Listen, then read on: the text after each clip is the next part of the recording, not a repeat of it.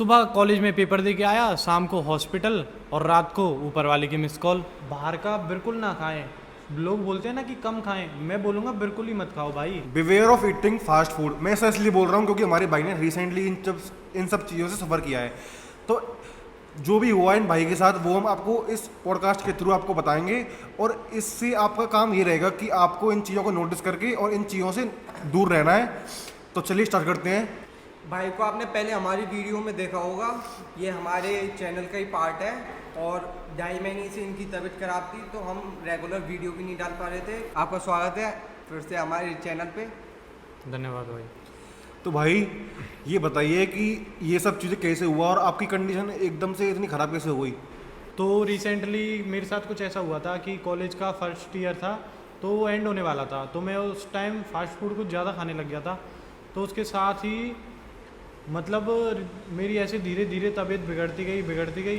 तो एक दिन ऐसा आ गया, सुबह मैं कॉलेज का पेपर दे के आया, शाम को हॉस्पिटल और रात को ऊपर वाले की कॉल। रात को मतलब मेरी तबीयत कुछ ज़्यादा बिगड़ने लगी तो मेरे रिलेटिव्स हैं, वो मेरा ब्लड लेके गए। तो उन्होंने ब्लड टेस्ट कराया तो रिपोर्ट में कुछ ऐसा आया। फिर उन्होंने पापा पे सीधे कॉल किया और बोले कि आपका बेटा ड्रिंक करता है।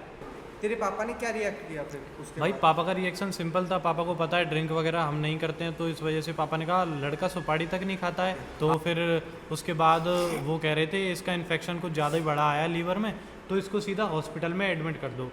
फिर मेरे को सीधा वहाँ से सिटी हॉस्पिटल में एडमिट करने के लिए ले गए। मतलब मैं इमरजेंसी में गया और वहाँ से मेरे को तुरंत आईसीयू में ले गए, वो भी 3 दिन के लिए।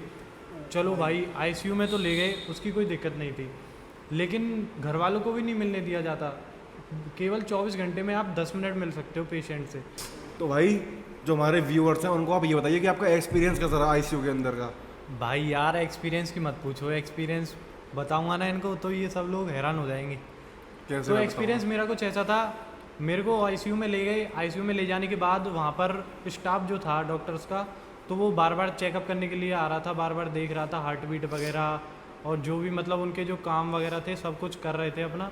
तो मतलब जो डॉक्टर मेन डॉक्टर जो होता है लीवर का, उसकी शिफ्ट होती है सुबह 12 बजे को। तो वो 12 बजे सुबह आता है। जब तक के लिए मेरे को वही डॉक्टर जो स्टाफ था वही ट्रीट कर रहा था। जो वहाँ पे स्टाफ था मैंने उनसे पानी मांगा, लेकिन उन्होंने मुझे पानी नहीं दिया। भाई मैंने पूछा भैया पानी क्यों नहीं मिल रहा है मेरे को, तो बोले आपको जो डिसीज़ हुई है लीवर डिसीज़, इसमें आपको पानी नहीं दिया जाएगा क्योंकि आपका इन्फेक्शन जो है वो और बढ़ जाएगा, काफ़ी हद तक बढ़ सकता है। इस वजह से उन्होंने मेरे को दिया नहीं होते हैं।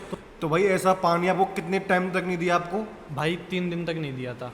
जो मतलब- ड्रिप वगैरह चल रही थी ना, उन्हीं से मेरी जो पानी की कमी थी, मिनरल्स fulfill हो वगैरह रही की फुलफिल हो रही थी अच्छे से।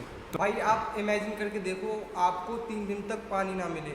तो भाई फिर उसके बाद क्या होता है आईसीयू में, तुम्हें भी पता है पेशेंट होते हैं 15-16 वेंटिलेटर होते हैं उसमें, उस पर सब होते हैं मतलब जितने पेशेंट होते हैं सीरियस तो, वाले? हाँ। तो एक ओल्ड लेडी थी वहीं पे, रास्ते तो में उनकी जो कंडीशन थी वो कुछ ज़्यादा ही सीरियस थी। तो रात को भगवान ना करे ऐसा किसी के साथ हो, उनकी रात को डेथ हो जाती है। भाई डेथ होने के बाद का वो देखो तुम, मतलब हुआ क्या। तो डॉक्टर जो थे उन्होंने सबका ट्रीटमेंट कर दिया था, जितने भी पेशेंट थे। तो उनको 1-2 घंटे के लिए रेस्ट मिलता है, तो उसमें वो लाइट्स ऑफ कर देते हैं। तो उन्होंने लाइट्स तो ऑफ कर दी थी, तो मेरे को भाई नींद नहीं आई। आप खुद इमेजिन करके देखो, आप किसी हॉस्पिटल में हो और आपके बगल में कोई डेड बॉडी हो, आपको नींद आ जाएगी? भाई किसी को नहीं आएगी यार। भाई स्कैरी है भाई ये तो बहुत। भाई तो अम्मा मेरे को रात भर ऐसे ही देखती रही। तो भाई धीरे धीरे भाई टाइम बीतता गया।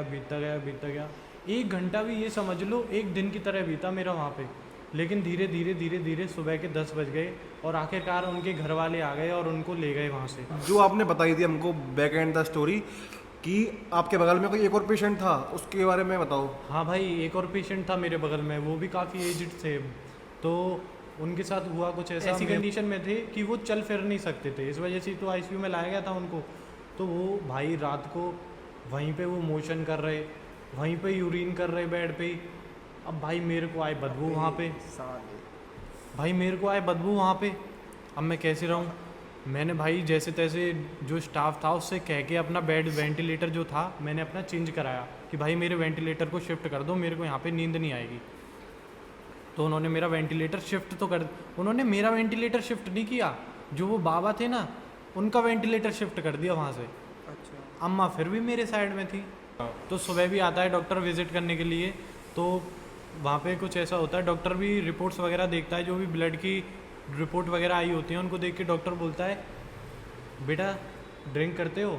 लेकिन भाई अब मैं क्या बोलूँ, मैं बोलने की भी हालत में नहीं था। मतलब तो भाई डॉक्टर आता है, डॉक्टर मेरी रिपोर्ट्स वगैरह चेक करता है, तो जो रात को रिपोर्ट आई थी उससे काफ़ी हद तक ज़्यादा बढ़ी हुई इन्फेक्शन में रिपोर्ट आई थी जो सुबह आई थी।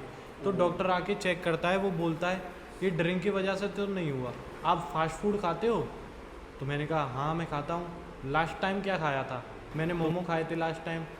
तो वो बोले बेटा ये मैदा होता है, और ये जो स्टीम मोमो होते हैं ये तो पचते ही नहीं है बहुत, मतलब जो जब तुम ज़्यादा एक्सरसाइज वगैरह करते हो जब जाके पच पाते हैं ये। और तो और भाई जो उसके साथ मेयोनीज मिलती है ना, वो तो भाई किसी भी टेम्परेचर पर उसे बेक कर लो, वो उसका कुछ नहीं होता, वो तो एज इट इज रहती है। वो तो सोचो है उसका भाई। सोचो उसका पेट में क्या हाल होता होगा। वही तो भाई। भाई सुन, ये मेयोनेज़ होती है, ये सिर्फ ऑयल होता है और कुछ नहीं होता। ऑयल, शुगर और थोड़ा सा एग डालते हैं उसमें, एग डाल हाँ। देते हैं तो सिर्फ। बोतल वगैरह से ही मिनरल्स की कमी पूरी हो रही थी, तो इतना भूख भी नहीं लग रही थी, खाने की तो बहुत दूर की बात है, पानी तक नहीं दिया जा रहा था मेरे को। ऐसी ऐसी 3 दिन मेरे बीतते गए उसमें। जब मेरे को 3 दिन हो गए उसके बाद एक डॉक्टर आता है, डॉक्टर कहता है इनको प्राइवेट रूम में शिफ्ट कर दो। भाई मेरे चेहरे पे जो खुशी थी ना, वो मैं आपको क्या बताऊं। जब आप आईसीयू में थे, जब आपसे मिलने तो कोई ना कोई आता होगा, जैसे आपके मम्मी पापा या फिर आपके जो भी खास लोग हैं, तो उनसे क्या मतलब उनका क्या रिएक्शन था, क्या बात करते थे वो आपसे? भाई मतलब मिलने के लिए तो क्या 24 घंटे में केवल 10 मिनट के लिए मिलने देते थे उधर। लेकिन मेरे मतलब पापा थे वो रात को वहीं पे रुके थे हॉस्पिटल में ही। मम्मी थी घर चली गई थी क्योंकि घर पे कोई था नहीं इस वजह से। तो पापा आए थे सुबह सुबह, पापा कह रहे थे कोई दिक्कत टेंशन लेने की बात नहीं है, सही हो जाएगा।